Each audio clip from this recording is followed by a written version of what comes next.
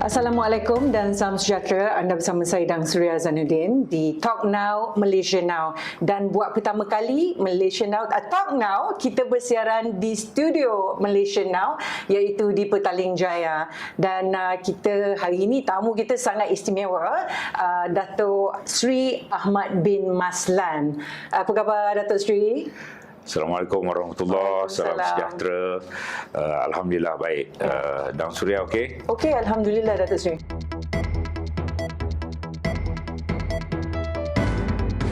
Bila ada followers, dia ada haters. Bagaimana Dato' Sri menangani haters atau komen-komen yang kurang enak pada Dato' Sri sendiri? Delete ke? Tak delete ke? Saya tak pernah delete apa komen. Saya tidak pernah kata orang tu block sesiapa. Apa yang mereka katakan itu terpulang pada mereka katakan. Saya ada satu falsafah dalam hidup. Ada aku kisah apa engkau orang cakap. Betul Dato' Sri? Ya, betul. Sejak bila falsafah tu? Sejak GST saya kena teruk. Tetapi saya tahu bahawa apa yang saya buat itu betul. Satu masa, satu ketika, akhirnya saya tahu orang akan faham kenapa pentingnya GST, maka saya tak kisahlah apa pun mereka cakap.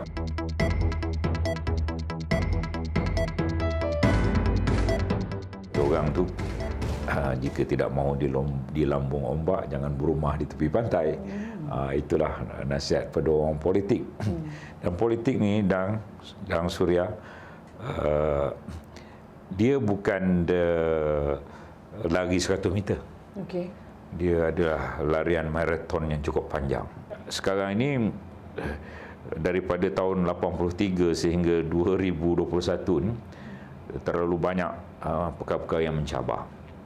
Tetapi yang paling mencabar ialah apabila UMNO dan Barisan Nasional tewas setelah 63 tahun memerintah pada 9 bulan 5 tahun 2018. 22 bulan itu adalah tarikh yang dan tempoh yang amat mencabar pada diri saya secara peribadi. Maka saya memutuskan, adakah saya ingin masuk gua, lari daripada segalanya? Tidak. Saya bertanding jawatan Ahli Majlis Kerja Tinggi dan menang. Dan saya bangun dan terus bangun di Dewan Rakyat, berlawanan dengan kerajaan PH pada ketika itu, face to face, berdepan dalam Dewan Rakyat. Dan saya kira rakyat bertambah mengenali saya ketika 22 bulan itu. Kerana keputusan saya untuk bangun dan terus bangun di Dewan Rakyat dan perjuangkan segala perkara yang berkaitan rakyat berhadapan dengan politik yang begitu mencabar dan perubahan yang begitu drastik dalam dunia politik tanah air.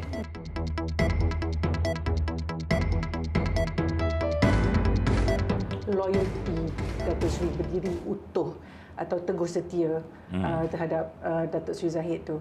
Ada story dia ke atau ia hanya semata-mata kerana flag UMNO itu dan kepimpinan UMNO itu yang Dato' Sri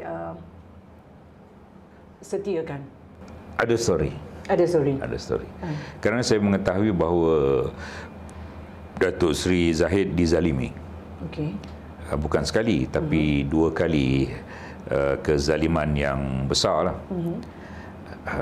Pertama, kalau kita lihat sejarah dirinya, dia satu-satunya Presiden UMNO yang pernah ditangkap bawah ISA.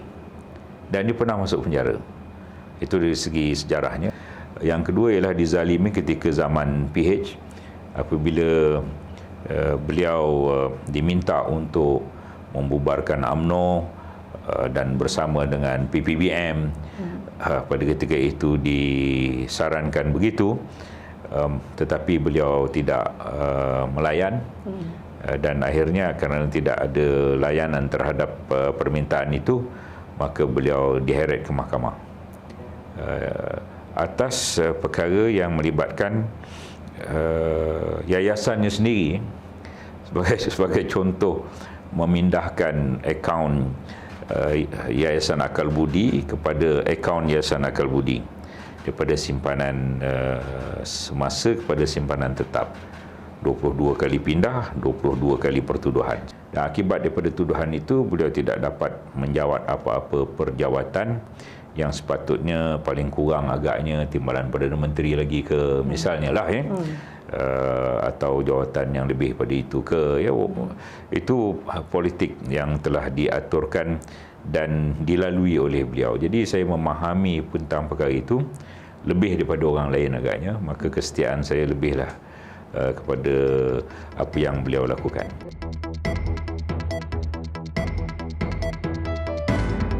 Dan Datuk Seri sendiri kata dia dizalimi, dan ada lagi isu-isu yang baru-baru ni yang orang katakan tentang audio, phone conversation dan sebagainya. How is he sebagai kawan dan sahabat yang setia dan simpati pada dia? Ya, dia menerimanya sebagai satu cabaran. Sebagai contoh kisah audio ni, dia telah menyatakan bahawa bukan dia lah. Okay. Ya, dan dia cakap kat Datuk Seri sendiri telah menyatakan sekarang ini ada artificial intelligence yang menggunakan digital teknologi, voice cloning misalnya. 2 tahun yang sudah saya ada membaca bagaimana voice cloning boleh dibuat. Kita masukkan suara kita, katalah masuk suara Dang Suria, lepas tu suara saya, katalah mereka ambil suara daripada kita punya Talk Now ni. Selepas itu mereka boleh membuat arahan, misalnya jom kita berbuka puasa bersama. Walhal kita tak bercakap pun pasal buka puasa bersama. Tetapi dengan masukkan dalam apps itu, maka keluarlah perkataan jom kita berbuka puasa bersama. Walhal tak pernah pun nak disebut perkara itu, ya. Jadi itu 2 tahun yang sudah. Sekarang ini lagi canggih segala digital ataupun voice cloning ini.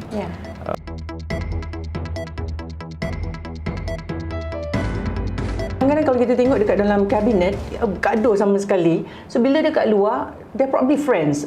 Frenemies ataupun berlakon jadi friends, berlakon jadi enemies ke? Sebenarnya apa? Ini satu fakta yang benar kepada sesiapa yang pernah berada di lounge Parlimen, mereka amat tahu. Tidak seperti apa yang digambarkan dalam Dewan Rakyat yang bergaduh, bergasak sebagainya. Tapi bergaduh dan bergasak dalam Dewan Rakyat itu atas polisi dan atas isu yang bukan berpura-pura. Kalau saya bangun dan membangkitkan kepada Lim Guan Eng, mengapa GST dihapuskan dan kemudian diganti dengan 9 cukai, 6 cukai baru dan 3 cukai dinaikkan.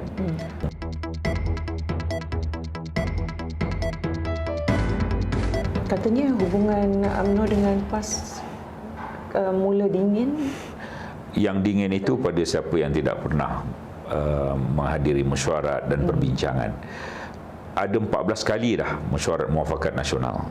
Dan selepas Perhimpunan Agung UMNO 27-28 Mac, kita tidak pernah memberikan apa-apa keputusan menyatakan tiada lagi muafakat nasional. Muafakat nasional ini sudah jadi milik rakyat. Ia ditubuhkan sebelum Perikatan Nasional.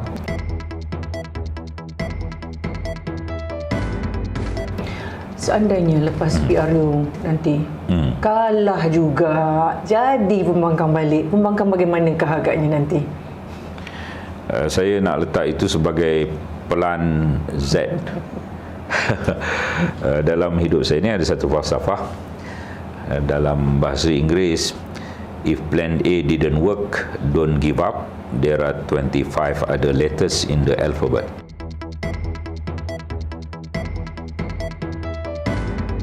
COVID ini yang meninggal dunia ialah 1,300 orang, dan dalam masa setahun jika dipuratakan lebih sedikit daripada 3 orang mati sehari. Tetapi sakit jantung pada tahun 2018 18,000 orang mati, yang dari segi puratanya ialah 50 orang mati sehari.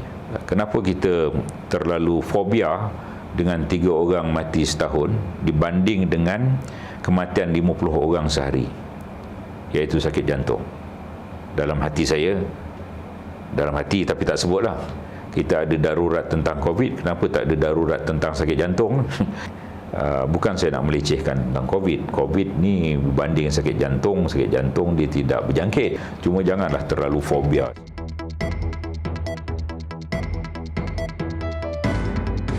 Nasi goreng Ahmad Maslan ngam. Okey, macam mana cara nak buat dia? Apa?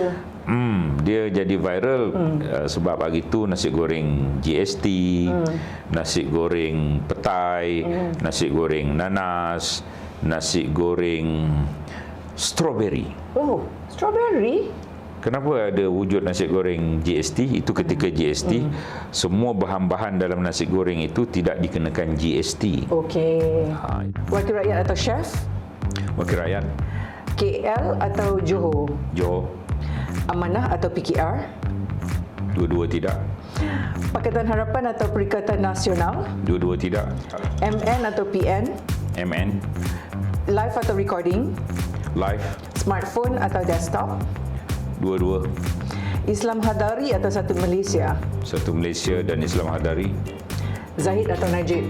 Dua-dua. Dua-dua ya atau dua-dua tidak? Dua-dua ya. Okey. Rina Harun atau Nurul Izzah? Dua-dua tidak. Money or fame? Fame. Okay. In politics, everyone is your enemy or everyone is your friend? Everyone Friend. is your friend. Everyone is your friend. 30.4, umur 55 tahun. Masih muda. Umur pertengahan. Pertengahan. Kalau dia punya tanda aras ialah 95. Jadi ada masa yang panjang, mudah-mudahan diberikan umur panjang dalam kesihatan insya-Allah untuk agama bangsa tanah air Abata. Abata. Okey, terima kasih Datuk Seri. Terima kasih kepada penonton Malaysia Now. Kita jumpa lagi.